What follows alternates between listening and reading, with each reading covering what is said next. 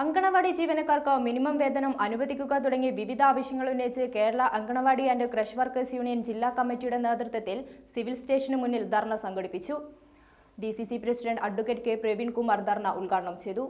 അങ്കണവാടി ജീവനക്കാർക്ക് മിനിമം വേതനം അനുവദിക്കുക, 2021 മുതൽ നിർത്തലാക്കിയ TA പുനഃസ്ഥാപിക്കുക, നാമമാത്രമായി ലഭിക്കുന്ന ആനുകൂല്യങ്ങളും പെൻഷനും കൃത്യസമയത്ത് നൽകുക, ഹോണറേറിയം കൃത്യമായി നൽകുക, തടഞ്ഞുവെച്ച ഇൻസെന്റീവ് ഉടൻ നൽകുക, ക്ഷേമനിധി നിക്ഷേപം സംബന്ധിച്ച കൃത്യമായ രേഖകൾ നൽകുക, അമിതമായ ജോലിഭാരം ഒഴിവാക്കുക, PMMVY പദ്ധതിയുടെ ഓൺലൈൻ ജോലികളിൽ നിന്ന് ജീവനക്കാരെ ഒഴിവാക്കി നിലവിലുള്ള രീതിയിൽ ഓഫീസിൽ നിന്ന് തന്നെ ചെയ്യുക തുടങ്ങിയ ആവശ്യങ്ങൾ ഉന്നയിച്ചുകൊണ്ട് അങ്കണവാടി ജീവനക്കാരുടെ സംസ്ഥാന വ്യാപക പ്രക്ഷോഭത്തിന്റെ ഭാഗമായി കോഴിക്കോട് സിവിൽ സ്റ്റേഷന് മുന്നിൽ anganwadi and creche workers union ജില്ലാ കമ്മിറ്റിയുടെ നേതൃത്വത്തിൽ ധർണ നടന്നു.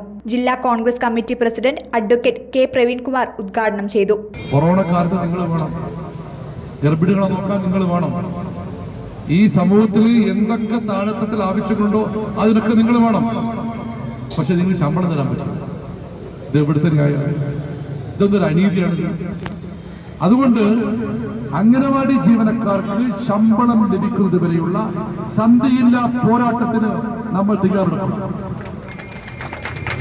എന്നിട്ടോ ചില ശമ്പള പരിഷ്കരണം വെച്ചു, അത് കിട്ടുന്നു. 62 വയസ്സ് വരെ അല്ലേ സർവീസ് എടുക്കുക? 62 വയസ്സ് വരെ ജോലി ചെയ്ത് പെൻഷനാവും.